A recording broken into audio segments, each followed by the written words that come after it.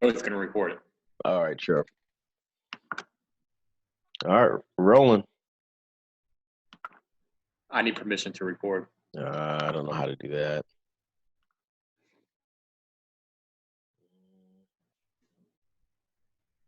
Oh, here we go. All right. All right.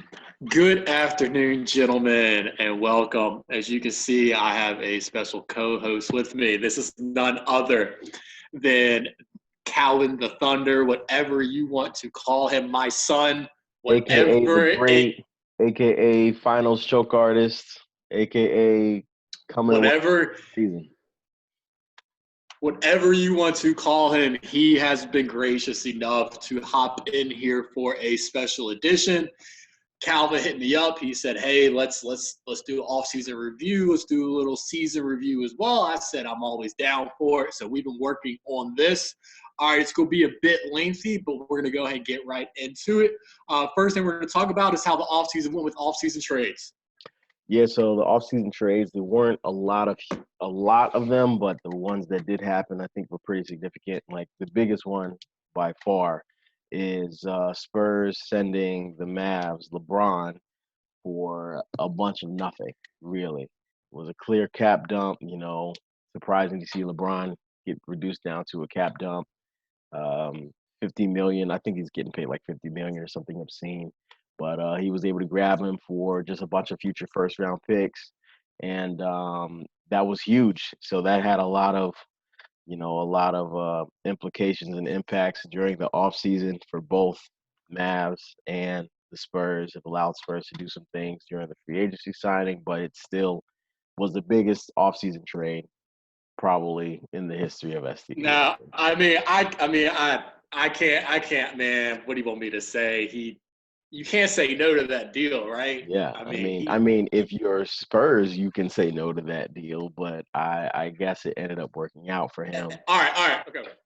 When you are approached with that deal, you Yeah, can't say no. no, of course. If I am So Mavs in that situation, I am doing that deal all day long. Mavs is already kind of working over the cap. There's nothing that he was really going to be able to do in the offseason, so this was a perfect opportunity for him to go ahead and scoop the all-time superstar and solidify his already goated team. But whatever. So that was definitely a huge trade. I think the next big trade was Hunter went to the Nuggets. Um, I can't remember who was on that trade, but I know Hunter.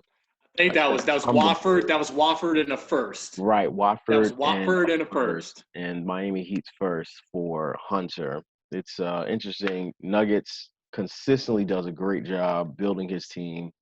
He upgraded that small forward position. Watford is just a less good Hunter, so he got much better at small forward, even though God knows he didn't need to. He already has every player in the world, but upgraded the small forward.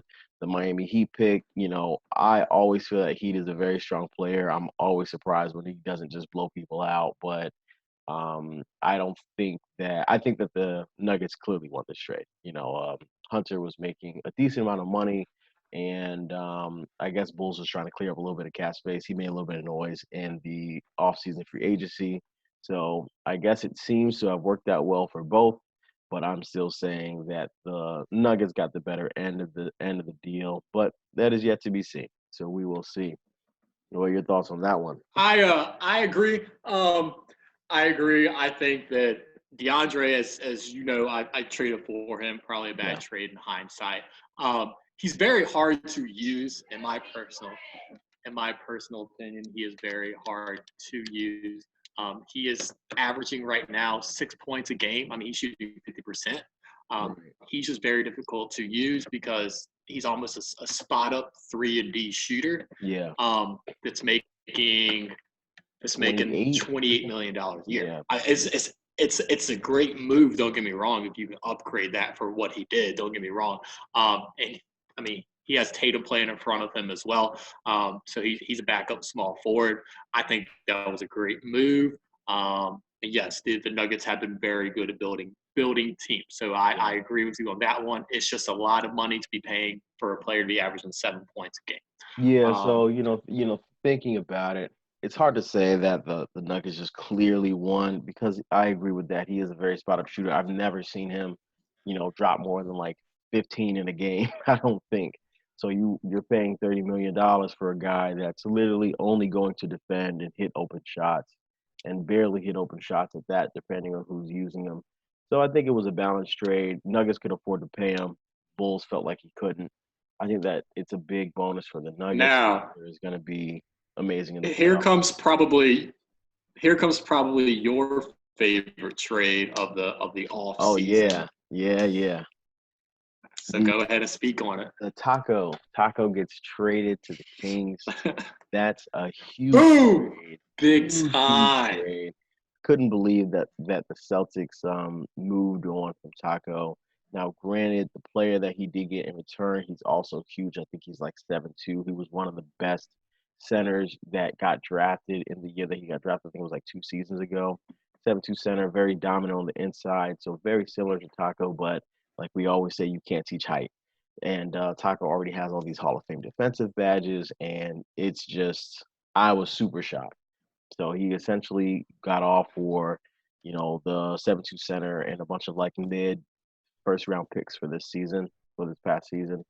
Um, big trade, big trade. I think Celtics. I just don't think you can trade Taco. So I'm gonna go ahead and say Kings wins this trade by a mile here.